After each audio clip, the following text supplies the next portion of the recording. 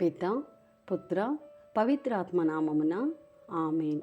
ఈరోజు మే 27వ తారీఖు మార్కు సువార్త 10వ అధ్యాయము 17వ వచనము నుండి 27వ వచనం వరకు.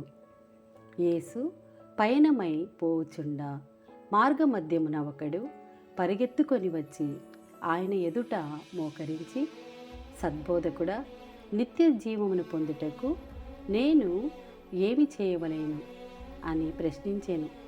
అందుకు యేసు, సద్బోధకుడా అని నన్ను ఎలా సంబోధించెదవు? దేవుడు ఒక్కడే మంచివాడు, మరెవ్వరునూ కాదు. దైవాజ్ఞలను నీవు ఎరుగుదువు కదా. నరహత్య చేయకుము, వ్యభిచరింపకము, దొంగలింపకము, అసత్యమాడకము, మోసగింపకము, తల్లిదండ్రులను గౌరవింపుము అనెను. అందులకు అతడు, బోధకుడా, బాల్యము నుండి వీనిని అన్నింటినీ పాటించుచూనే ఉన్నాను అనెను.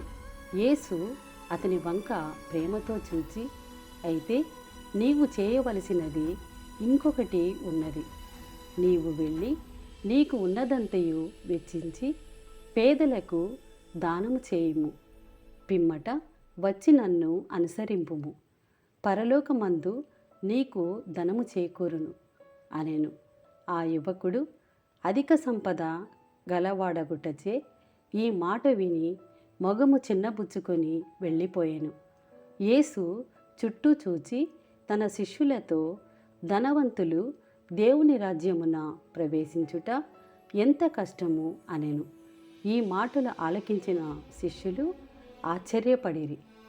యేసు ఇంకెను వారితో, బిడ్డలారా, దేవుని రాజ్యమున ప్రవేశించుట ఎంత కష్టము! ధనవంతుడు దేవుని రాజ్యమున ప్రవేశించుట కంటే ఒంటె సూది బెజ్జములో దూరిపోవుట సులభతరము అనెను. ఈ మాటలు విని శిష్యులు మరింత ఆశ్చర్యపడి, అట్లయినా ఇక ఎవడు రక్షణ పొందగలడు అని గుసగుసలాడుకొనిరి. యేసు వారితో, మానవులకు ఇది అసాధ్యము, కానీ దేవునికి సమస్తము సాధ్యమే అనెను. ఇది ప్రభుని వాక్కు. సర్వేశ్వరునికి వందనములు.